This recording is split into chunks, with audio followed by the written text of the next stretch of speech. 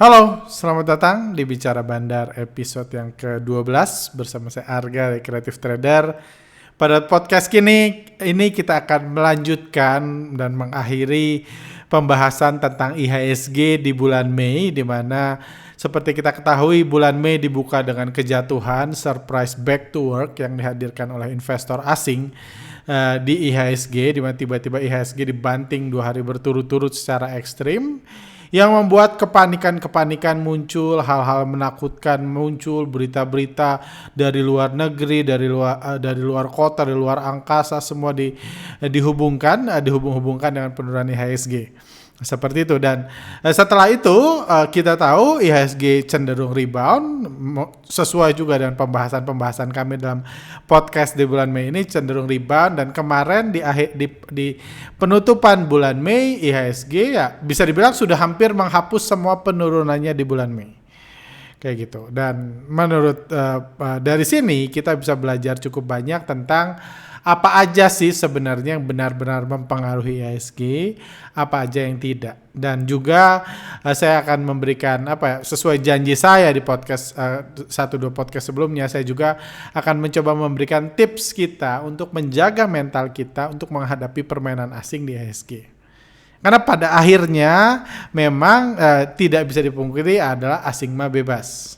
Apapun analisa Anda, apapun metode Anda, itu nggak merubah hukum kebebasan bandar, tidak merubah hukum kebebasan asing, di mana asing bebas menaik turunkan harga. Tapi gimana kita dealingnya, itu yang akan saya bahas pada podcast kali ini. Juga akan menjawab banyak pertanyaan yang masuk, dan juga mungkin akan bahas sedikit tentang ADMR yang sempat buat heboh juga. Oke, mari kita mulai.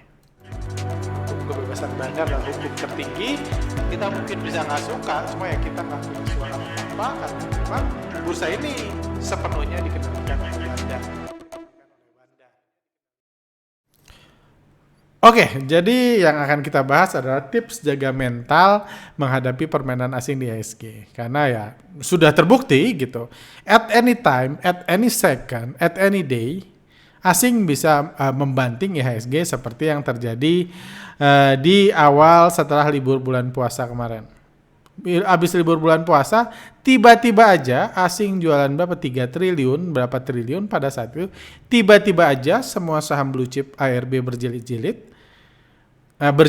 ARB bukan berjilid, tiba-tiba saham blue chip ARB, dan secara otomatis juga kepanikan muncul. Walaupun nggak ada apa-apa di Indonesia. Kita semua yang tinggal di Indonesia, kita tahu nggak ada apa-apa di Indonesia.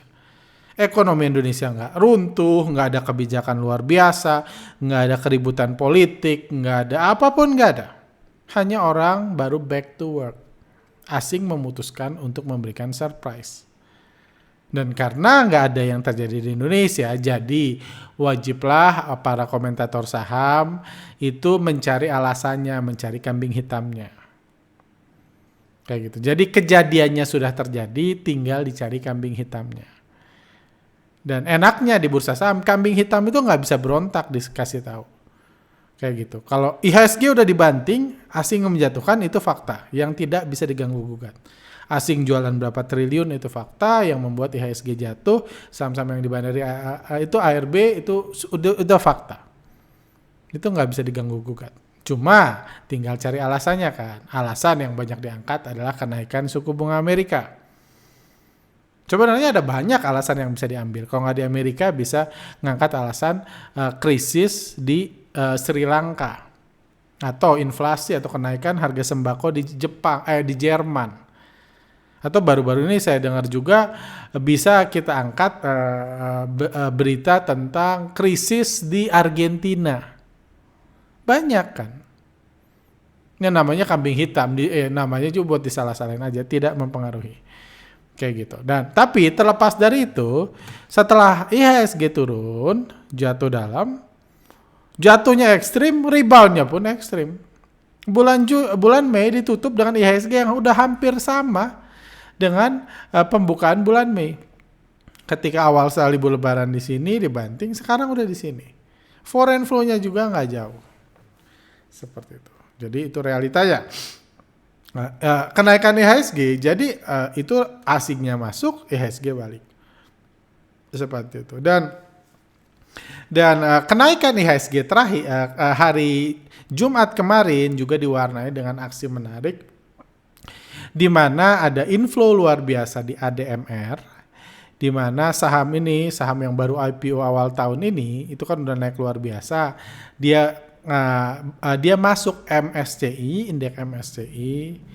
Kita nggak usah bahas mendalam tentang apa itu MSCI karena nggak ngefek, nggak guna juga. Kayak gitu, kita toh tahunya setelah kejadian kayak gitu. Dan tiba-tiba setelah seharian hijau, harganya jatuh. Harga ADMR jatuh hampir ARB minus 5,9%. Dan setelah kita boleh buka mata, boleh melihat ternyata yang jual paling banyak itu KI. $7,5 juta. KI itu underwriter dari ADMR. Itu normal. Ada big player, pemegang saham besar guyur, harga saham jatuh, itu sesuatu yang normal. Wajar. Kayak gitu, kalau sampai situ. Cuma ini jadi menarik karena yang beli ternyata investor asing. Broker asing, ZP, AK, BK, YU. Secara resmi keluar data pada perdagangan hari Jumat kemarin, asing membeli ADMR sebesar 1,4 triliun. Ini adalah pembelian yang sangat besar untuk saham sekelas ADMR. Bahkan BCA pun sehari dibeli 1,4 triliun itu sangat besar. Harganya bisa naik 7-8% sehari kalau dibeli 1,4 triliun oleh asing. Ini yang dibeli saham ADMR. Dibeli sama asing, harganya turun. Jadi udah nggak ada yang nyambung di sini. Anda boleh cari kambing hitamnya lagi karena ini. Cuma menurut saya ini nggak terlalu penting, nggak usah dibahas kambing hitamnya. Nah, bisa dipilih lagi kambing hitamnya, nggak akan salah kok. Gitu. Nggak akan ini bilang karena di Kalimantan sana minggu kemarin mendung, hari ini hujan, boleh. Nggak akan jadi naik ADMR kalau Anda salah ngasih kambing hitam, dia tetap turun ke hari Jumat. Jadi Anda bisa pilih kambing hitamnya. Cuma kenyataannya yang aneh di sini adalah kita bahas faktanya aja. Fakta mengatakan KI underwriter jualan. Fakta juga mencatat bahwa investor asing beli. Fakta juga mencatat bahwa kepemilikan asing di ADMR sampai akhir bulan April. Hari Senin kita akan dapat data kepemilikan akhir bulan Mei yang kemungkinan akan naik walaupun nggak akan banyak, tapi sampai bulan April cuma 7%. Jadi dari saham yang beredar di publik, ADMR cuma dimiliki 7%, jadi nggak banyak. Kalau 7% berarti 93%-nya dipegang oleh lokal. Jadi sangat-sangat kecil kemungkinan ADMR dibandari asing. Ditambah lagi kejadian partisipasi asing di ADMR kalau nggak salah cuma 13% kalau nggak salah. Mungkin saya buka grafiknya. Partisipasi asing di sini. Oke, kita lihat di bawah sini. Partisipasi asingnya per hari plus hari Jumat karena ini partisipasi 100 hari terakhir. Saya salah template, sorry. Oke, saham baru. Oke. Partisipasinya hari ini per penutupan hari Jumat itu 23% karena ini rata-rata 100 hari terakhir. Di hari Jumat asing masuk segini. Jadi lebih besar dari inflow dia beberapa bulan terakhir. Kayak gitu. Lebih besar dari beberapa bulan terakhir dan kepemilikannya tadi 7%. Kepemilikannya 7%. Kalau kita mundur partisipasinya 1 hari sampai tanggal 30 aja. Jadi anomalinya kita hapus datanya. Partisipasi asing hanya 17%. Jadi pembelajaran apa? Ini saham yang terus dibeli asing selama beberapa bulan terakhir. Keluar berita baru-baru ini akan masuk indeks MSCI ADMR mulai bulan Juni dan bulan Mei, di akhir bulan Mei tiba-tiba underwriternya yang punya barangnya, karena saham ini belum lama IPO, underwriternya jualan 7,5 juta lot, di waktu yang sama ada asing yang menampung. Ada yang bilang salah pencet. Oke, KI bisa salah pencet. Karena manusia bisa salah pencet. Tapi masa ini salah pencet juga gitu. Ada 4 broker gitu, ini salah pencet. Kebetulan dia salah pencet ngantri 3,4 juta lot, jadi bisa diguyur sama KI. AK kebetulan ngantri 1,7 juta lot, jadi bisa diguyur sama KI. BK kebetulan ngantri, YU kebetulan ngantri. Ya itu nggak mungkin salah pencet semua kan? Kayak gitu. Dia ada yang ngantri beli, ada yang jual. Karena kalau cuma salah pencet, anggaplah KI salah pencet ngeguyur 7,5 juta lot, yang ada cuma ARB aja. Bukan transaksi sebesar ini. Kalau nggak ada pembelian ini nih. Yang ada cuma retail aja dibantai, diguyur. Cuma itu aja datanya. Jadi ini akan ada PD, KKNI, dan lain-lain. Cuma kenyataannya nggak seperti itu. Ada yang ngantri besar dan ada yang guyur. Jadi jelas ini ada persetujuan yang terjadi. Mungkin memang ada syarat-syarat persentase saham yang masuk itu MSCI atau apa, dan persyaratan itu dipenuhi, minta barang dari underwriter, mereka ngantri, underwriter jual. Cuma ya apapun itu, kalau menurut prediksi saya ini nggak akan ngefek banyak, baik buat IHSG atau buat ADMR. Saya cukup yakin dalam 1 minggu ke depan kita udah nggak inget nih kejadian hari Jumat ini di ADMR, karena sahamnya bergerak biasa aja dan lupa. Menurut saya sih seperti itu prediksi saya. Banyak yang buat prediksi lain ya silakan, masing-masing memprediksi. Cuma kalau kita bahas IHSG sekalipun, ini nggak banyak merubah prediksi IHSG. Yes, ada inflow 1,4 triliun. Yes, itu ADMR inflow anomali. Oke, saya juga nggak percaya ADMR diban dari asing, mungkin hanya deal-deal masuk MSCI, ya apalah kayak gitu. Jadi anggaplah ini dihapus dari inflow IHSG 1,4 triliun. Kalau kita mau melakukan itu, tetap aja hari Jumat kemarin inflow di luar ADMR, karena inflow terakhir itu 4,3 triliun, dikurang 1,4 masih 2,9 triliun. Itu masih inflow yang sangat besar dibelikan di saham-saham yang diban dari asing. Jadi IHSG dalam kondisi sangat baik. Bantingan itu membuat ADMR turun. Berarti tidak ada pengaruhnya juga terhadap kenaikan IHSG hari Jumat kan. Karena yang dilakukan di ADMR nggak membuat IHSG naik, tapi malah turun. Jadi ya gini kondisi IHSG sekarang, dan kondisinya bisa dibilang baik-baik aja. Kalau ini dihapus semua ya kayak IHSG turun 2% di hari pertama bulan Juni. Ini bisa kita hapus semua kayak gitu. Dan kalau Anda mundur ke belakang, kita pembahasan ya semuanya sudah kami bahas kan. Di awal-awal kami buat post ketika di bawah ini, waktu itu saya bilang saya beli dengan alasan karena foreign flow-nya masih sangat bagus. Udah naik sebanyak ini. Dari sini ke sini naik, uang triliunan masuk, IHSG langsung turun, balik ke sini. Asing beli sebanyak ini untuk naikin, cuma jual segini buat nurunin. Ya jelas, kalau semakin diturunin, asingnya semakin rugi. Makanya saya buat skenario, makanya saya masuk hari Kamis yang langsung kami bahas. Setelah pembahasan itu, pembahasan di IHSG beneran crash, setelah itu IHSG-nya rebound.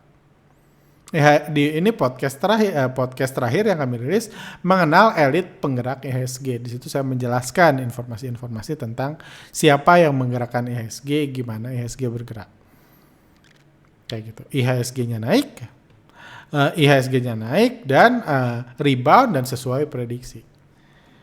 Dalam podcast terakhir saya mengatakan kenaikannya memang nggak sesignifikan ini, nggak sesehat ini. Ada potensi markup. Kalau nggak salah Kamis minggu lalu saya katakan itu ada potensi markup. Apa yang saya katakan pada saat itu adalah saya akan berhati-hati kalau sepanjang minggu ini, kan minggu kemarin sepanjang minggu ini asing jualan banyak. Baik kalau IHSG-nya dinaikkan atau diturunkan, kalau asing jualan banyak saya semakin hati-hati. Karena sebelumnya sudah dibanting, sudah di markup, bisa lanjut dibanting lagi. Karena kalau dibanting terus rugi asingnya. Tapi ini kan udah dinaikin. Dia bisa lanjut profit taking. Kayak gitu. Itu pembahasannya, dan kenyataannya sepanjang minggu ini asing gak jualan. Jadi apa yang saya lakukan ya saya tenang aja. Nggak takut, nggak ini. Dan lucunya kalau Anda menghubung-hubungkan dengan kejadian-kejadian yang dulu dibahas, di bulan Mei ini juga pada seminggu terakhir ini keluar berita The Fed akan berkali-kali menaikkan suku bunga sebanyak 50 basis point. Anda tentunya ingat begitu banyaknya komentator saham yang mengatakan IHSG turun karena kenaikan suku bunga. Padahal IHSG turun karena dibanting asing, kan asing kasih surprise. Cuma suku bunga yang dikasih kambing hitam untuk menjaga ekosistem bursa. Tapi sekarang ketika ada berita lebih mengerikan tentang suku bunga akan terus dinaikkan, IHSG nggak kemana-mana. IHSG malah naik. Kenapa? Karena nggak dibanting lagi sama asing. Kayak gitu. Jadi IHSG malah naik walaupun berita-berita ini. Jadi di sini kita bisa belajar mana yang fakta, mana yang cuma dihubung-hubungkan, mana yang kambing hitamnya aja, mana kecapnya aja, kayak gitu mana. Karena suku bunga di US beneran bakal naik. Semua analogi logika yang dikatakan karena asiknya minjem duit segala macam itu masih berlaku sampai detik ini logikanya. Cuma efeknya yang udah nggak berlaku, jadi nggak dikatakan lagi logika itu. Bahkan bukan cuma bursa Indonesia yang nggak peduli suku bunga naik, bursa Amerika juga nggak peduli suku bunga naik. Minggu ini Dow Jones naik 3,2%. Bergerak naik kayak gitu. Seperti itu. Jadi itu gambaran yang dibuat kita bantu menyadari bahwa apa yang penting, apa yang enggak. Itu sebabnya saya, walaupun saya banyak dikritik, saya bilang ya semua itu kecap. Saya hanya akan fokus ke faktanya aja, ke yang benar-benar bisa menggerakkan IHSG. Kayak gitu. Yang lain sebelum saya bahas lebih dalam tentang IHSG ada krisis startup. Ini juga krisis yang mungkin menjadi besar di kemudian hari dan sudah menjadi besar. Sudah lumayan besar sekarang. Ini ada banyak PHK startup. Ini beritanya lagi banyak digoreng-goreng tentang startup yang mem-PHK karyawannya, pendanaan. Bukan cuma di Indonesia, di Amerika juga startup investor are warning of the dark days ahead as boom times are unambiguously over. Kayak gitu. Jadi banyak berita buruk tentang startup. Bahkan ini keluar tiba-tiba berita-berita segini. Sukses go publik, startup ini tutup, nunggak, dan bayar kantor sewa. Ironisnya di waktu pertama juga, di tengah ini keluar berita lagi, Goto rugi bersihnya 6,6 triliun. Jadi banyak banget berita buruk tentang startup. Dan ya sebenarnya ini menurut saya efek domino dari dalam tanda kutip keinginan untuk menyerap yang duit retail yang terlalu tinggi yang mungkin dimiliki oleh para founder-founder startup di luar negeri. Nggak tahu di Indonesia kayak gitu atau enggak. Kayak gitu, tapi di luar negeri saya pernah bahas sebelum IPO Goto banyak saham-saham startup yang habis IPO jatuh. Sejak jauh-jauh hari saya mengatakan IPO adalah exit strategi buat startup. Startup adalah bisnis yang bakar duit, itu fakta. Itu nggak pernah berubah dari dulu sampai sekarang. Bisnis bakar duit. Startup itu umumnya rugi terus sebelum dia IPO dan abis IPO pun masih lanjut rugi. Itu juga fakta. Jadi harusnya itu bukan masalah, itu hanya fakta. Fakta yang berlaku ketika saham teknologi naik, fakta yang berlaku juga ketika saham teknologi turun, itu fakta yang sama. Kayak gitu. Cuma yang berubah adalah mungkin banyak pelaku-pelaku di luar negeri, founder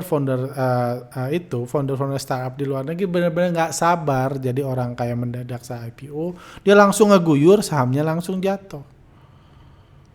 Kebiasaan bakar duit, langsung ngeguyur, ngambil duit sebanyak mungkin, sahamnya dijual. Jadi kalau bisa dianalogikan adalah sekarang IPO adalah exit strategi.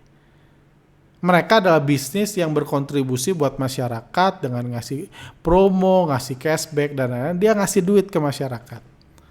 Idealnya masyarakat mengembalikan uang itu dengan cara membeli saham dia ketika IPO. Jadi dia dapat duit lebih banyak dari IPO. Itu jalan keluarnya. Jadi itu yang saya katakan di awal tahun. yang saya katakan, harusnya edukasi blusuk investing itu semakin mapan, semakin kuat, semakin ini, karena itu adalah membuka pintu keluar yang baik bagi startup. Idealnya saham-saham startup ini harusnya jangan dibanting parah ketika IPO, kalau bisa digoreng. Karena itu sedang mempercantik jalan keluar buat startup lain. Jadi tentunya masalah kalau startup yang udah keluar secara agresif nyerap duit uang investor retail, buat investor retailnya kapok. Mereka yang udah IPO bisa nyerap duit happy. Gue dulu mulai dari kosan, sekarang bisa jual di harga 250, saya sih happy. Saya modal gratis dikasih bonus jual di 210, saya sih happy. Misalnya itu yang mungkin dirasakan para founder startup. Jualan dia happy. Tapi yang gak happy adalah yang nyangkut kan. Yang gak happy yang beli. Dan jadi secara tidak langsung dia sedang membakar pintu exit strategi bagi startup lain yang belum IPO. Kan nyusahin. Indonesia buka dulu waktu abis IPO, harganya jatuh, orang menuding dia, ini saham fundamentalnya jelek, bisnisnya gak jelas dan lain, banyak dikasih alasan. Nanti kalau Goto sih beda, karena Goto fundamentalnya bagus, prospeknya bagus dan lain-lain. Tapi ternyata lebih parah turunnya Goto. Itu realitanya. Itu jadi sedang membakar pintu keluar. Jadi bayangkan kalau pintu keluar dibakar, takutnya orang yang lagi ngebakar duitnya sendiri sekarang kan. Dan entah kenapa ini fenomena global, bukan cuma di Indonesia. Mereka yang lagi udah invest, udah seri A, udah seri B, udah rencananya IPO tahun ini. Tapi ngeliat, waduh kalau kayak gitu bisa-bisa gak laku IPO gue. Masyarakat gak mau memberikan uangnya ke saya. Masyarakat gak mau memberikan uangnya ke founder-founder startup, mereka gak bisa keluar. Tentu itu sesuatu yang sangat bahaya. Dan menurut saya melihat kondisi bisnis saat ini yang didominasi startup ini harus diperbaiki. Mungkin nggak apa-apa dibuat bubble-nya pecah sebentar, tapi saya percaya harus ada bubble lain yang dibuat. Karena ini kepentingan yang sangat besar. Edukasi atau pemahaman blusuk investing terhadap investor retail itu harus dicekokin. Biar mereka optimis banget beli saham-saham perusahaan yang rugi. Karena startup rugi, nggak bisa nunggu startup untung baru IPO, nggak jadi IPO dia tutup duluan kalau disuruh untung. Nggak bisa. Itu fakta, itu kenyataan startup rugi, itu model bisnisnya. Kayak gitu. Kalau mau untung jualan mie instan aja pinggir jalan, itu untung. Tapi nggak bisa IPO, nggak bisa growth kayak gitu. Dan sebenarnya kalau diedukasi dengan baik, sebenarnya untung atau rugi nggak ada bedanya buat perusahaan startup, perusahaan teknologi. Karena untung juga nggak ngasih dividen, jadi please lah. Jangan taruh meng-highlight, wah Goto untung rugi 6,6 triliun, mana perusahaan nggak jelas. Emang dari kalau untung rugi jadi definisi jelas atau nggak, emang pernah jelas startup itu? Emang selalu rugi? Nggak pernah jelas kalau untung rugi. Ini startup itu jelas-jelas rugi. Nggak jelas. Jelas-jelas rugi. Dan saya sudah bahas Amazon, Google, dan lain. Itu pun nggak bagi dividen kok. Dia memutuskan nggak bagi dividen. Jadi ini purely bisnis kuliner. Cuma bisnis kuliner aja. Nggak bagi dividen. Jadi Anda bisa 3 hari 3 malam mikirin keuntungannya berapa, memproyeksikan keuntungannya 12 tahun ke depan dan lain-lain. Seakan-akan Anda mau dikasih untungnya, tapi enggak. Anda nggak dikasih untungnya. Ini purely bisnis kuliner kok. Itu sebabnya edukasi, pembahasan tentang startup, tentang blusuk investing, memotivasi orang untuk membeli saham-saham dengan masa depan cerah, saham-saham teknologi meskipun dia terus rugi, itu harus dibesarkan, terus dibangkitkan lagi. Cuma ya nggak apa-apa, kalau sekarang memang beritanya sedang berita negatif terus ya memang seperti itu, nggak apa-apa.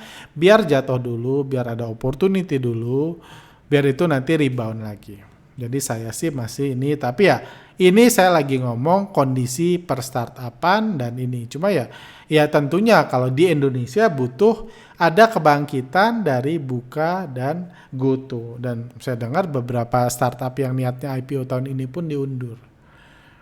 Kayak gitu. Tapi saya pribadi, saya investor startup, saya memang mengerti sih kondisinya memang di dunia venture capital pun sekarang lagi susah pendanaan benar. Orang lagi lebih takut memberikan uangnya untuk dibakar karena dia bingung, gue keluar dari mana kalau uang gue dibakar. Kapan gue IPO kalau kondisinya kayak gini. Tapi saya lihat itu lebih ke startup yang besar. Yang kecil sih masih lumayan.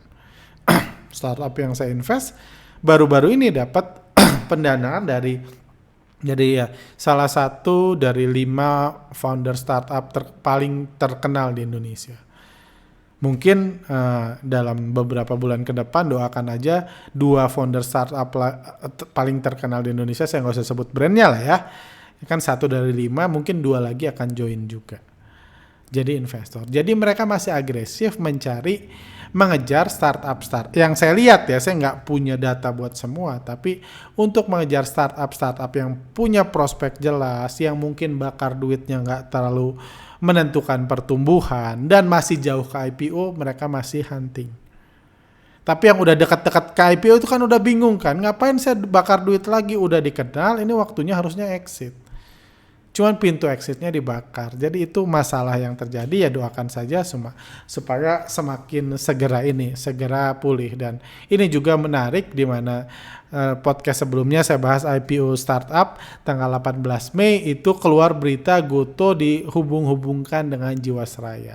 Dibilang bedakan dengan Jiwasraya. Tentu ini satu kondisi yang sangat menakutkan bagi bandar sahamnya kalau udah muncul kata Jiwasraya. Kenapa? Kita sama-sama tahu dalam kasus Jiwasraya itu ada bandar sampai dipenjarakan. Dan kerennya ini 18 Mei dibilang membahas investasi Telkom di Goto yang bedakan sama Jiwasraya, hanya dalam waktu 9 hari langsung investasi Telkom di Goto sudah untung 949 miliar. Kembali lagi, ini bisnis kuliner. Jangan Anda kait-kaitkan dengan keuntungan Goto. Ada yang nanya, kenapa Telkom beli saham Goto yang belum untung? Ya dia nggak akan beli kalau nunggu untung. Mungkin sampai IPO 5 tahun pun nggak untung-untung, kapan dia belinya? Goalnya bukan cari dividen, karena perusahaan kayak Google pun nggak ngasih dividen. Ini hanya bisnis kuliner. Bahkan manfaatnya udah kita lihat kan, Buka untung besar karena bisnis kuliner. MTech untung besar karena bisnis kuliner. Jadi itu stock market 2.0 memang seperti itu. Oke, lanjut. Pertanyaannya bagaimana? Saya akan jawab pertanyaan sekarang. Bagaimana kita menyikapi kondisi IHSG saat ini dengan hiruk pikuk berita yang beredar mengenai resesi? Jadi seperti ini ya. Kenapa saya kesannya agresif banget, terkesan ofensif banget terhadap kecap-kecap yang sering dibahas komentator saham? Sebenarnya saya nothing against komentator saham. Saya pun kalau diundang di TV dulu, saya masih happy aja jadi komentator saham.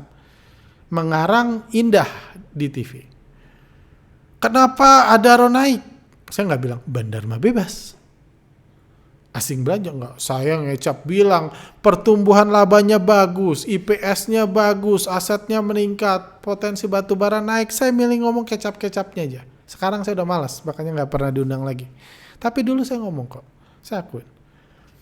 Saya bahkan dalam beberapa podcast lalu saya bertukar cari ide, nyari kecap menentukan kambing hitam untuk penurunan IHSG. Sambil bercanda, kita mikir nih, kalau lockdown di Cina, apa efeknya buat IHSG? Kita berpikir ini, mikir kira-kira gimana ngubunginnya ya sama IHSG lockdown di China.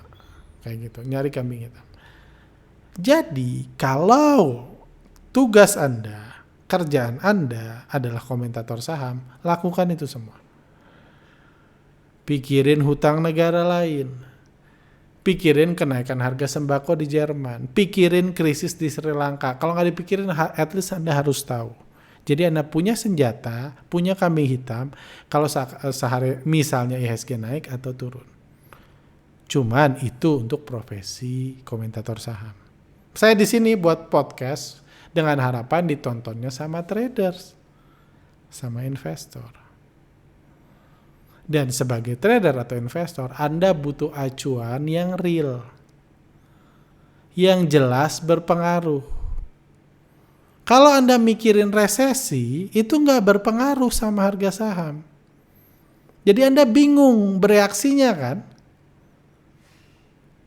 Waktu dibanting hari pertama, takut resesi. Dibanting hari kedua setelah lebaran, semakin takut resesi. Karena katanya jatuh karena resesi. Resesi yang Anda jadi pegangan. Masalahnya resesi nggak akan berubah ketika asing naikin IHSG lagi kan. Nggak bisa tiba-tiba, batal resesi. Besoknya lagi ketika turun, resesi lagi. Nggak bisa kayak gitu. Jadi Anda harus milih apa yang Anda lihat, apa yang Anda jadikan pertimbangan. Bukan Anda nyari-nyari masalah. Percuma gitu. Kalau Anda masih punya pemahaman IHSG turun karena suku bunga di Amerika naik, sampai sekarang harusnya IHSG tetap turun kan. Jadi Anda, wah ini harusnya turun, harusnya jadi nggak beli-beli ketika asing mulai masuk, IHSG naik. Nggak beli ketika kemarin waktu Kamis pertama itu IHSG jatuh, nggak beli karena Anda takut karena suku bunga terus naik. Seakan-akan yang naikin IHSG suku bunga. Seakan-akan yang nurunin IHSG itu suku bunga di Amerika. Bukan, sama sekali bukan. Yang naik turunin IHSG adalah asing. Cuma itu. Jadi kalau ada komentator saham silahkan yuk. Kalau mau kita debat atau mengarang bebas bersama mencari kambing hitam. Mana lebih kreatif? Gitu. Bisa nggak menghubungkan itu kenaikan IHSG hari Jumat kemarin dengan krisis di Argentina? Hayu kita pikir-pikirin. Misalnya di Argentina kan negara aslinya Lionel Messi. Lionel Messi banyak pendukungnya di Indonesia dan pendukung di Indonesia itu nggak happy karena Argentina itu jadi IHSG turun atau bebas mengarang bebas. Toh nggak jadi naik kalau itu. Toh harga nggak berubah. Cuma kalau Lionel Messi yang Anda anggap sebagai itu, bingung Anda harus gimana kan acuannya. Acuannya gimana emang? Strategi apa? Jadi berhentilah mikir yang seperti itu. Hiruk pikuk yang beredar mengenai resesi. Tenang Anda, Pak Romi Sunjaya ini dari fotonya sih bukan Ibu Sri Mulyani. Jadi resesi harusnya bukan kekhawatiran Anda. Itu tugasnya Bu Sri Mulyani. Kita nggak usah bingung sama itu. Toh kalau Anda mundur ke belakang, bulan pertama diumumkannya resesi, Indonesia pernah resesi tahun 2020 lalu. November 2020 Indonesia masuk ke fase resesi. Ketika resesi diumumkan, itu ada pesta penyambutan resesi yang dibuat oleh investor asing. Kayak pesta surplus back to work, itu pesta penyambutan resesi. Anda lihat November 2020 lalu, Anda lihat itu kenaikan IHSG terbesar 10 tahun terakhir ketika Indonesia masuk resesi. Karena balik lagi yang mutusin asing kok.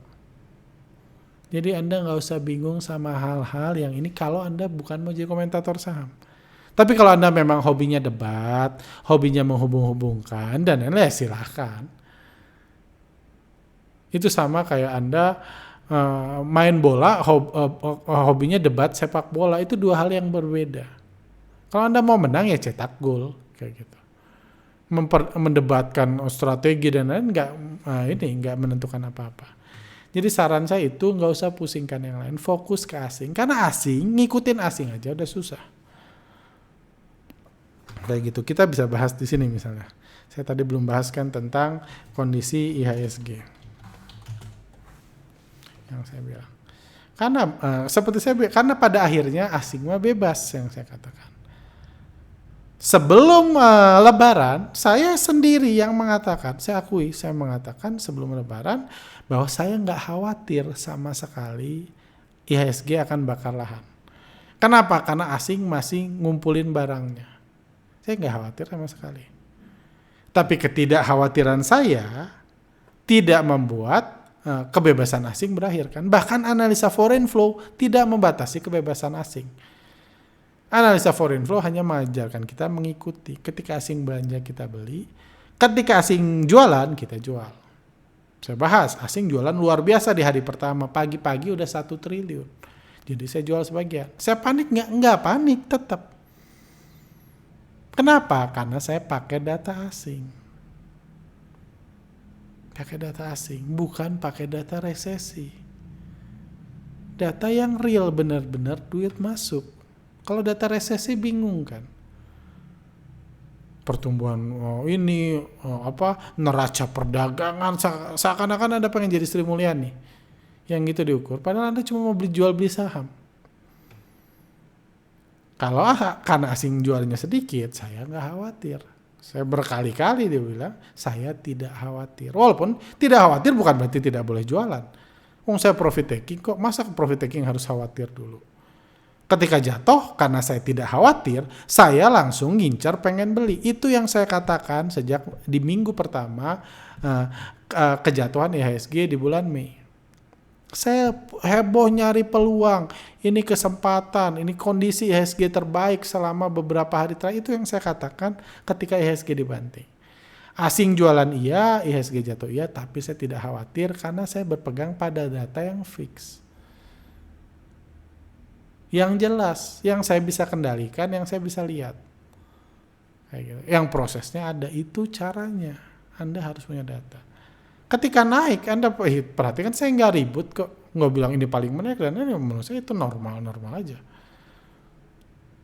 Normal-normal aja itu terjadi. Jadi itu tipsnya, kurangin faktor-faktor yang Anda tahu nggak berpengaruh. Karena yang berpengaruh ujungnya cuma bid over. Asing, lokal, bandar, retail, cuma itu yang berpengaruh terhadap harga. Sisanya cuma ditambah-tambahkan. Lanjut, pertanyaan. Maksud dari asing mah bebas sebenarnya simpel. Kenyataannya sukar bagi kita retail untuk tahu alasan persis dari asing menaikkan atau menurunkan harga. Setuju 100%. Daripada riweuh mikirin alasannya apa, mending ikutin saja mereka. Jika punya perangkatnya untuk mengikuti mereka. Market memang tempat untuk adu pintar, tapi sok pintar itu lain cerita. Setuju banget. Memperbanyak variabel untuk menemukan alasan kenapa asing menaikkan atau menurunkan harga mungkin membuatmu kelihatan keren sebagai analis, tapi nggak akan ngebantu portfolio yang lagi berdarah-darah. Just keep it effective. Harusnya saya baca ini sudah terjawab dengan lebih baik sih penjelasan saya tadi. Anda nggak usah mikirin asing kenapa jualan, karena itu nggak bisa menyetop asing jualan. Nggak bisa juga membantu Anda mengetahui kapan asing belanja. Kalau asing jualan karena kenaikan suku bunga, harusnya masih jualan hari ini. Kenapa jadi belanja? Karena belanja, kalau komentator saham nyari alasan lain. Oh, belanja karena ini. Jadi alasannya berubah terus tuh, kambing hitamnya berubah terus. Nggak ngebantu sama sekali. Jadi memang fokusnya nyari kambing hitam. Nggak membantu Anda menaikkan portfolio, menurunkan portfolio. Benar-benar ini terjawab dengan sangat keep it efektif aja. Yang jelas, yang bisa Anda pegang, yang bisa Anda analisa. Sisanya tutup mata aja. Kecuali Anda memang punya cita-cita jadi Menteri Keuangan dan lain-lain, tentu beda ya kalau mau mikirin krisis negara orang dan lain. Lanjut. Pertanyaan, saham teknologi dan bank digital kolaps semua. Sebaliknya saham-saham konsumer mulai naik. Master fundamentalis sudah mulai bermunculan lagi. Dan pada akhirnya semuanya akan kembali ke fundamentalnya. Bandar saham juga tidak bisa mengalahkan fundamental. Bisa minta pandangan tentang ini karena kok saya jadi mulai percaya kalau pada akhirnya fundamental yang benar. Gini ya, gimana ya? Kembali saya nggak menyalahkan ini ya. Nggak menyalahkan kalau orang yang percaya fundamental. Good, itu bagus banget buat ekosistem bursa. Melanjutkan. Cuma pertama adalah saya nggak bisa bilang fundamental. Jadi fundamental benar ya oke-oke aja sih dibilang benar. Kalau Anda bilang secara fundamental Goto rugi, ya oke-oke aja. Ya benar memang rugi. Secara fundamental BCA bagus, ya benar BCA bagus. Atau secara fundamental penjualan PTBA naik, ya benar penjualannya naik. Fundamental nggak bohong kalau dari sisi itu. Tapi yang lucunya kenapa itu dihubungkan sama pergerakan harga saham, itu yang nggak nyambung kan? Karena hubungan antara fundamental sama pergerakan harga saham cuma dua, kalau bangkrut dan kalau bagi dividen, sisanya enggak. Jadi nggak dihubung-hubung, fundamental nggak salah, wong dia nggak ngomong apa-apa. Anda yang ngomong, jangan lupa loh, Anda yang ngomong ketika batu bara ini, ketika penjualan PTBA naik, harga batu bara naik, penjualan PTBA, Anda yang ngomong, harusnya harganya bakal naik. Anda yang ngomong, bukan fundamental. Anda yang punya keinginan harganya naik. Ketika IHSG jatuh, Anda yang ngomong, ini harusnya lebih dalam, karena mungkin Anda udah terlanjur cut loss. Karena resesi, krisis, dan harusnya lebih dalam. Anda yang ngomong. Fundamental cuma bilang suku bunga naik, suku bunga turun, suku bunga nggak kemana-mana. Jadi nggak seperti itu. Cuman kalau ngomong saham teknologi dan bank digital collapse semua, sebaiknya konsumer naik, menunjukkan bahwa pada akhirnya bandar saham tidak bisa mengalahkan fundamental. Menurut saya itu saya ngerti kalau argumen itu digunakan oleh master-master fundamentalis. Mereka sudah lama menderita, melihat saham-saham fundamental bagus, untung besar, harganya nggak naik-naik. Ketika sedikit aja saham mereka naik, dan kebetulan saham-saham blusuk lagi turun, mereka ngangkat, bener kan gua? Bener kan, nggak salah beli saham fundamental bagus. Buktinya sekarang naik. Kalau ngomong gitu oke. Ya saya nggak pengen juga dia salah mulu kan. Bener oke, bener aja. Tapi kalau mau membandingkan gitu harus fair. Misalnya contoh fair itu adalah yes memang saham bank digital naik. Misalnya saham-saham bank digital dan lain-lain lagi turun, yes memang itu fakta. Yes memang saham konsumer lagi naik. Tapi misalnya setahun terakhir mana lebih banyak naik? Perusahaan-perusahaan yang equity-nya negatif, yang rugi terus, yang jual rencana digital, setahun ya. Jangan ngomong cuma 3 minggu, mumpung turun. Apa bedanya sama komentator saham kalau ngomongnya gitu? Setahun terakhir, mana lebih banyak naik? Perusahaan-perusahaan yang jelaskah? Atau perusahaan-perusahaan yang nggak jelas justru bisnisnya? Kalau Anda lihat top performer setahun terakhir tetap diisi perusahaan-perusahaan yang nggak jelas meskipun sekarang harganya lagi turun. Jadi harus fair. Jangan hanya kebetulan itu dianggap bandar nggak bisa mengalahkan fundamental, nggak ada hubungan. Kayak gitu. Jadi cuman ya saya tahu keinginan balas dendam karena udah lama kalah ketika menang langsung angkat. Cuma ya itu cuma dipas-pasin aja. Kayak gitu. Seperti itu. Jadi ya harus fair sih menurut saya karena dalam at least 1 tahun, 2 tahun, 3 tahun bebas Anda pilih periodenya sejak stock market 2.0 kenyataannya kalau mundur ke belakang naiknya jauh lebih besar. Hanya jauh lebih besar saham-saham dengan fundamental nggak jelas. Anda boleh ngebully Arto setengah mati, Anda ngebully Arto bilang ini saham nggak untung dan lain-lain. Saya dulu ngebulinya dulu, sekarang Anda boleh ngebully bilang itu perusahaan nggak untung. Tapi faktanya kalau Anda lihat 3 tahun ke belakang mana lebih banyak naik? Arto yang saham yang nggak untung-untung, yang nggak tahu gimana masa depannya, atau BCA 3 tahun ke belakang? Tetap banyakkan naik Arto. Jadi menurut saya harus lebih fair aja sih kayak gitu. Jadi ininya cuma ya yang tentunya kalau jualan fundamentalis dia nggak akan memilih yang fair. Dia akan memilih data yang dia inginkan. Oke, lanjut. Izin saran Pak, jika ada rezeki, yang ini ya. Rezeki berlebih mungkin bisa di-upgrade perangkat mikrofonnya karena sudah beberapa video suaranya kecil biar pembelajaran lebih baik lagi. Thank you. Masukannya saya harap yang kali ini bagus, kalau saya lihat dari indikatornya bagus. Jadi ya saya mohon maaf sih, saya hanya bisa mohon maaf karena ini jujur saya udah coba finding out masalahnya di mana. Ada yang bilang listrik, ada yang bilang komputer, tapi sedikit kemungkinan masalahnya di mikrofon. Memang kalau dicari mikrofon ada yang lebih bagus, ada. Tapi biasanya yang mikrofon lebih bagus itu nggak bisa dicolok USB. Saya nggak mau. Saya mau mikrofon yang simpel. Karena Anda, video yang dibuat podcast kami ini dibuat dengan cara sangat simpel. Jadi saya ngomong live, ini saya ngomong, udah itu saya pencet stop record. Udah stop record, saya upload. Nggak ada proses editing. Biasanya video-video lain, kalau memang suaranya somehow jadi pelan, digedein melalui proses editing. Beberapa waktu lalu ada video yang melalui proses editing digedein. Saran ini sih, saran teknisi bilang ganti komputer. Mungkin komputer saya yang ada masalah dengan motherboardnya. Cuman jujur saya malas banget ganti komputer itu kayak ganti rumah bagi saya. Banyak banget yang harus dirapihin. Cuman karena nanti Juni saya libur, mungkin saya coba ganti komputer. Cuman ini saya udah pakai metode yang lebih baik lagi, mudah-mudahan works dan seterusnya suaranya lebih besar. Saya mohon maaf sekali, saya nggak pengen ngasih video yang rendah. Cuman ya saya sendiri nggak sempat dengar lagi. Karena kalau video yang saya record harus lewat proses editing, suaranya dibesarin, dirender, dan diupload, itu beda sehari prosesnya.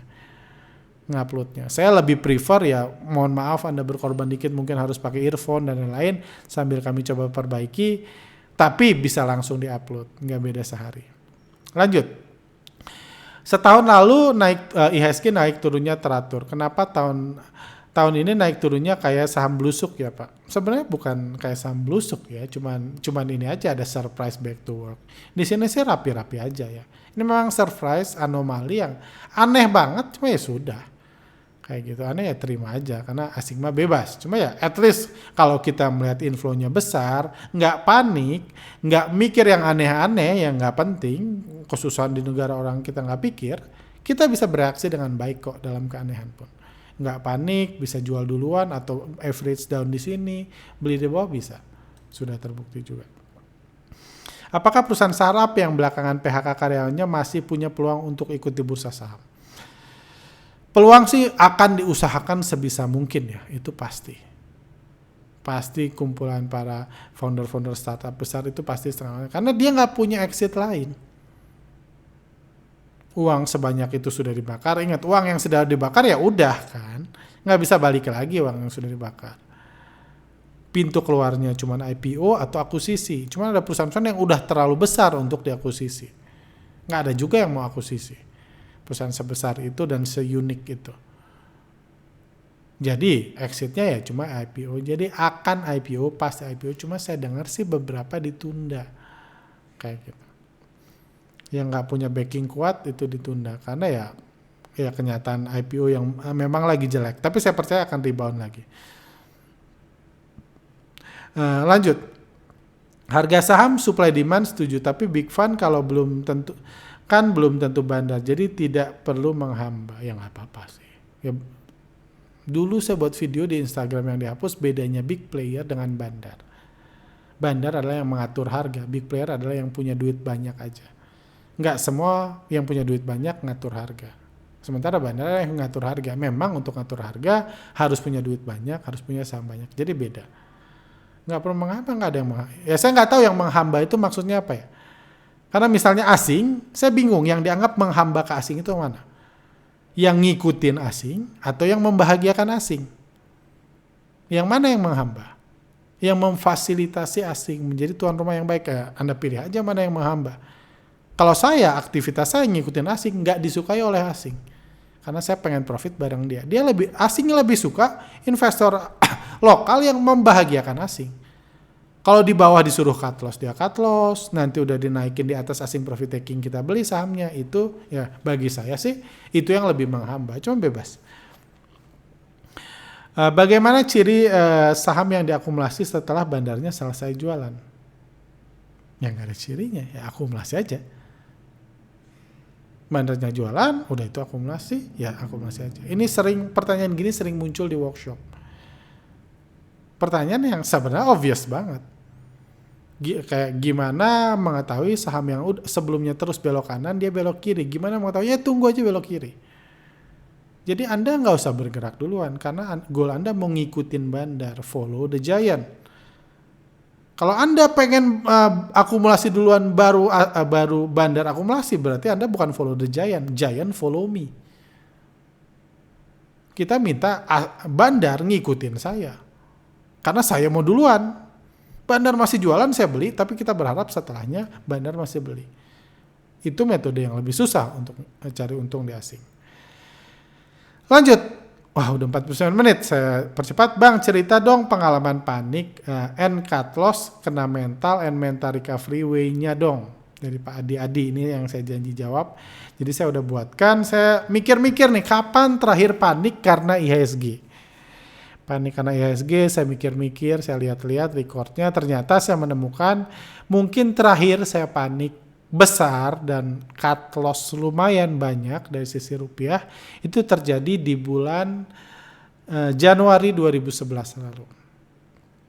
Jadi saya coba ceritakan, jadi pada saat itu IHSG habis bullish-bullishnya. Asing lagi masuk-masuknya, belanja. Terus IHSG jatuh, bangkit lagi. Jatuh, bangkit lagi. Kayak gitu. Terus mulai jatuh kayak gini, dan pada saat itu saya lagi optimis. Waktu itu ya biasanya itu kesalahan yang muncul ketika saham bullish, itu kadang-kadang orang cenderung punya saham terlalu banyak. Kenapa ya? Beli ini untung, ini masih akumulasi, ini masih ini. Jadi punya saham terlalu banyak. Itu artinya saya suka seperti itu. Karena overconfident punya saham terlalu banyak.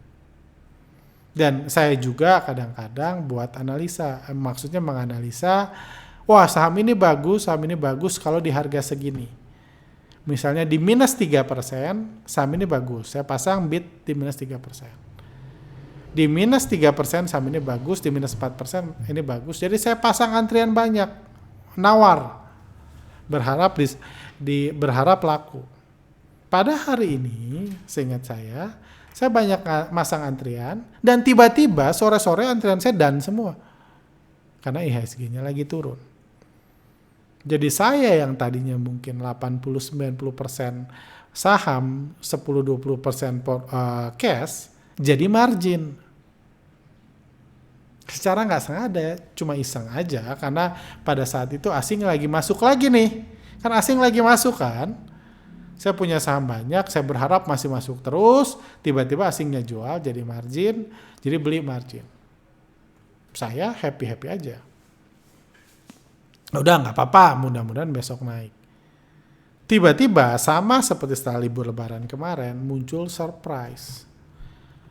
Tiba-tiba asing jualan 1,5 triliun. Dulu tahun 2011, setengah triliun dulu itu hampir sama 2,5 triliun atau 3 triliun sekarang. Tiba-tiba asing ngebanting secara ekstrim. Panik saya kan. Lagi margin. Kebetulan marginnya pun gak disengaja. Asing jualan 1,5 triliun, harga turun banyak, saya jadi panik. Dan kesalahannya adalah saya punya saham kebanyakan, jadi bingung ngurusnya mana. Jadi di tengah kepanikan saya harus mutusin mana yang di cut loss, mana yang dibiarin, mana yang di average down, mana yang ini, dan banyak sahamnya. Itu membuat saya cukup panik karena asing jualan banyak. Apalagi setelah itu saya sadar ternyata IHSG udah jelek banget kondisinya. Jadi kalau Anda lihat, misalnya saya mundur di sini. Jadi ada periode IHSG-nya naik. Saya buat screen cap lagi deh. Oke. Di sini ada periode asing akumulasi. Asing akumulasi di sini. Asing akumulasi harga naik bagus banget. Ini asing akumulasi harga nggak naik bagus banget. Udah itu IHSG digoreng lagi, asing akumulasi bagus banget. Tapi itu semua cuman sampai sini. Kayak gitu. Cuman kejadian akumulasi asing cuman sampai sini. Setelah itu asingnya cenderung jualan. Pelan-pelan jualan sampai sini. Asingnya jualan, IHSG bukannya naik malah turun. Bukannya turun malah naik IHSG kan. Dari sini sampai sini kan IHSG naik. Jadi IHSG malah naik, IHSG dari sini sampai sini. Sebenarnya pada saat itu saya udah ngeliat warning. Wah ini IHSG mulai di markup. Asingnya mulai menyerap investor retail, uang investor lokal karena memang sudah mulai jualan. Kayak gitu. Terus IHSG-nya turun. Terus asingnya jualan, IHSG-nya turun.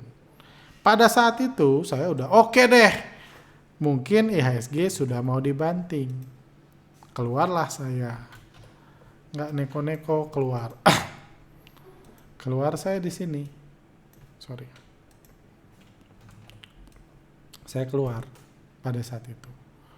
Tapi nggak lama kemudian setelah dibanting asing masuk lagi, nyebelin memang. Di sini Anda lihat ngikutin asing aja nggak selamanya mudah. Ya, harganya dinaikin lagi, asing belanja lagi segini.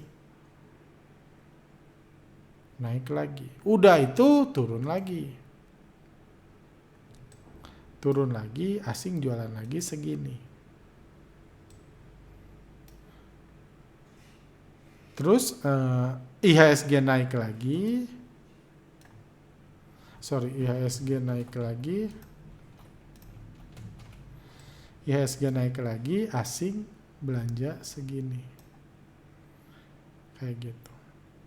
IHSG naik lagi, asing. Saya waktu itu udah optimis, wah ini asingnya, lokalnya kuat nih. Lagi banjir di atas jualan, jadi saya malah nggak mengurangi posisi ketika asing sudah jualan, sudah markup, saya masih seru aja. Nganggap saya bisa cepat keluar. Tiba-tiba saya margin, dan tiba-tiba lagi saya nyangkut banyak. Ini membuat saya cukup ketakutan pas tutup. Belum ngapa-ngapain. Kalau udah bingung juga gitu, mungkin ada 1-2 saham saya jual sedikit, tapi overall belum ada pergerakan besar di portfolio. Kepanikan saya menggila, dan pada saat panik ini saya sudah menyadari saya udah buat kesalahan. Karena kalau Anda lihat ini meskipun IHSG naik ke puncak, inflow-nya cuma nambah segini. Udah itu keluar segini. Udah itu IHSG naik lagi ke puncak, inflow-nya cuma nambah segini. Jadi Anda lihat IHSG terus naik tapi asingnya keluar masuk tapi trennya keluar. Harusnya sebagai pengajar foreign flow, harusnya saya udah jualan, udah ngurangin portfolio, cuma keasikan secara psikologis. Harusnya ini ada, at least sudah mengurangi. Anda nggak tahu kapan dibanting, tapi mengurangi. Saya belum niat mengurangi karena pada saat itu asing masuk, saya ini tiba-tiba margin, tiba-tiba dibanting. Dan asing jualan 1,5 triliun, luar biasa besar. Jadi saya takut. Lebih takut lagi ketika besoknya dibanting lagi. Mulailah nggak waras. Karena nggak waras, saya bereaksi dan ketidakwarasan saya. Saya kalau dalam bahaya, jadi ada beberapa jenis secara psikologis. Ada orang kalau yang dalam bahaya itu diam, freeze. Diam. Ada yang flee, kabur. Kabur, kalau dalam bahaya itu kabur. Kalau diam itu cuma pasrah aja, mudah-mudahan naik, banyak-banyak doa. Kalau kabur itu mungkin cut loss.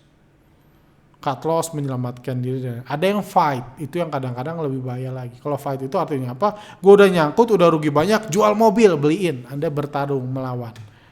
Ya masing-masing ya ada plus minusnya. Cuma waktu itu saya kabur, saya cut loss banyak. Dan saya menyesal banget, kesal banget. Bullish ini profitnya hilang karena saya mengalami kerugian karena saya dalam posisi margin yang ini dan saya mengalami kerugian banyak. Dan pembelajaran apa yang saya dapat dari sini pada saat itu? Pertama, setelah itu saya akan cenderung mengurangi posisi ketika asing mulai posisi di portfolio. Ketika tanda bahaya mulai muncul, meskipun belum ada tanda-tanda kejatuhan, saya mulai mengurangi posisi dan merampingkan portfolio saya. Karena saya sadar dalam kondisi crash punya saham banyak itu pusing banget. Jadi kalau kondisinya sudah mulai memburuk, saya merampingkan portfolio saya biar saya bisa tetap agile, tetap reaktif, tetap cepat bergerak dalam either mau jual, mau beli, mau average, mikirnya pun nggak terlalu susah. Jadi itu pembelajaran lain yang saya pelajari bahwa kalau bahaya, meskipun IHSG belum turun, saya udah ngurangin posisi. Karena kalau biasanya memang efeknya lebih parah, Anda udah tahu salah dan salah Anda terbukti, jadi Anda 2 kali paniknya. Udah tahu bahaya diam, tiba-tiba bahayanya datang, Anda lebih takut lagi. Kayak gitu. Jadi ketakutan itu, jadi itu tips saya yang saya lakukan adalah pertama ya saya hanya fokus foreign flow ya, saya nggak mikirin ini terjadi apa, saya lupa, saya ingat saya nggak ada apa-apa, cuma iseng aja lagi dibanting. Saya merampingkan portfolio dan ketika bahaya muncul, asing mulai distribusi, saya ngurangin. Nggak sampai 100% casing nggak, apalagi dalam periode ketika asingnya masih beli-beli nggak sampai, cuma sudah saya kurangin dan saya istilahnya persiapannya udah jualan. Dalam kondisi kayak gini saya nggak mikir lagi untuk top up, untuk average up, untuk nggak, persiapan saya jualan. Jadi saya prepare for bad thing happen. Kayak gitu. Jadi dalam kondisi ini saya panik itu. Bagaimana saya memulihkannya saya nggak sampai trauma sih, cuma kesal luar biasa, dan ya cara saya memulihkan kesal sama sih. Baik karena saham atau enggak, saya mundur, saya istirahat. Udah sih, ketika mulai dingin, ya saya nggak langsung balik. Ya istirahat itu saya nggak beli saham ya, saya jual saham. Saya nggak, dan mungkin yang saya ini adalah biasanya saya menghindari dulu saham-saham yang membuat saya rugi itu beberapa saat. Karena seringkali ada keinginan balas dendam. Kalau ada orang yang habis rugi pengen beli lagi, itu udah nggak logis. Saya menghindari. Ya, overall saya memang tipenya ya inilah, saya menghindar, dan intinya saya menenangkan diri dulu. Saya hindari sebisa mungkin pembelian saham karena faktor emosi. Misalnya pengen cepat ngebalikin, itu bukan tugas Anda. Nggak usah karena Anda rugi besar, Anda langsung pengen untung besar, nggak usah. Mulai dari ini. Anda kalau lari, jatuh luka, ini goal Anda adalah memulihkan luka, bukan lari lebih cepat kan. Malah bahaya setelah jatuh lari lebih cepat. Kayak gitu. Asing sudah mulai ogah-ogahan masuk. Apakah masuk fase distribusi? IHSG terus turun? Nah, mungkin. Ya, saya akui memang akumulasi asing memang tidak sebaik dulu. Yes, itu fakta juga. Cuman ya saya akan lebih waspada sekarang kalau memang asingnya sudah mulai tanda-tanda jualan lagi. Karena ya saya setuju akumulasinya mulai ogah-ogahan. Siapa tahu IHSG-nya akan dibuat kayak gini, turun, banting, rebound, lama-lama baru jatuh sebenarnya. Karena ya realitanya memang masih begitu banyak uang asing yang belum dijual, habis akumulasi itu perlu dijual. Seperti itu. Mungkin terakhir. Apakah asing sudah balik atau cuma markup? Saya nggak bisa bilang balik akumulasi, cuma markup setelah akumulasi besar kemarin. Ya ikuti aja, mungkin chapter ini kan sebenarnya ini udah bulan Juni, cuma ini masuk tema bulan Mei. Nanti tema bulan Juni adalah belajar mengikuti. Jadi learn to follow, not to predict. Jadi mungkin pembahasan ini akan lebih dibahas lebih dalam. Seperti itu. Bank kenapa bandar distribusi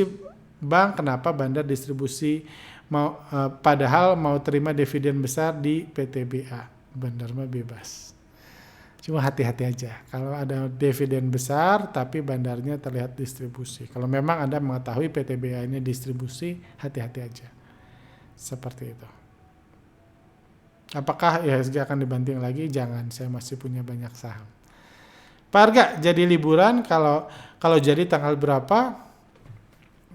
Jadi sih pasti jadi, karena keluarga saya datang ke Indonesia tanggal 7 Juni. Jadi mungkin bulan Juni saya akan lebih jarang buat podcast, karena ya keluarga saya hampir sebulan di sini, dan kurang lebih ya saya jadi tuan rumah, jadi nyupir. Karena adik-adik saya semua tinggal di luar negeri, orang tua saya tinggal di luar negeri, jadi ketika datang ya saya yang jadi tuan rumah. Kalau saya datang ke Inggris, mereka yang jadi tuan rumah kan. Jadi bakal liburan sih yes, cuma ya saya nggak, sampai detik ini yang saya pikirkan saya nggak akan jual saham sih. Kalaupun saya jual, at least saya tulis di Instagram atau di Telegram, saya janji itu. Sebelum tanggal 7 Juni, hari Rabu, kayak gitu. Karena kenapa saya nggak jual? Karena kalau saya di Inggris, saya nggak jualan, itu saya harus trading ngejaga subuh-subuh, saya malas. Tapi ini kan saya tetap di Jakarta, saya ke Medan, ke Bali, dan lain-lain ya saya masih di Indonesia, masih baik-baik aja. At any time orang di kantor saya bisa menelpon misalnya. Saya lagi jalan-jalan, saya pasti bawa laptop. Ini lagi kacau, jual ya. Udah saya ngeluangkan waktu 1-2 jam saya jual semua. Jadi saya ngerasa saya masih cukup reaktif, masih cukup bisa beradaptasi. Jadi untuk liburan kali ini, karena bukan liburan saya yang seperti biasa saya yang keluar negeri, ini saya di Indonesia. Jadi Kemungkinan nggak sampai detik ini keputusan saya adalah saya nggak akan jual, nggak akan bersih-bersih portfolio selayaknya saya liburan ke luar negeri yang saya ceritakan di podcast-podcast sebelumnya. Mungkin itu aja sih. Thank you untuk perhatiannya. Kapan liburan lagi? Yang pasti saya mulai liburan tanggal 7. Jadi mulai 7 sampai ini saya nggak akan ada di kantor sih. Kemungkinan walaupun ya. Saya mungkin ada di kantor Jakarta, mungkin di ini. Cuma di Bandung, kantor pusat kami di Bandung, saya nggak akan di situ most of the time. Seperti itu aja. Oke. Saya harap pembahasan ini berguna buat Anda bisa belajar something. Ya, saya pribadi masih punya posisi besar di IHSG, berharap asingnya masuk lebih banyak lagi di bulan Juni. Dan kalaupun asing mulai keluar, saya harap dan saya cukup optimis keluarnya nggak akan kayak bantingan di awal bulan Mei lalu. Kayak gitu, karena itu bukan cara jualan yang ini. Udah markup cantik-cantik dibanting kayak gitu lagi, ya untuk apa di markup? Jadi menurut saya sih kalaupun distribusi harusnya distribusinya lebih pelan, jadi kita lebih mudah untuk ikut keluar ketika asing profit taking. Oke, itu aja. Tolong kasih tahu kalau suaranya masih jelek juga, karena tetap saya nggak punya waktu untuk edit. Tolong kasih tahu, karena di saya sih nggak beda. Tolong kasih tahu, tapi mudah-mudahan ke depan bisa suara lebih baik. Oke, sampai jumpa lain kesempatan.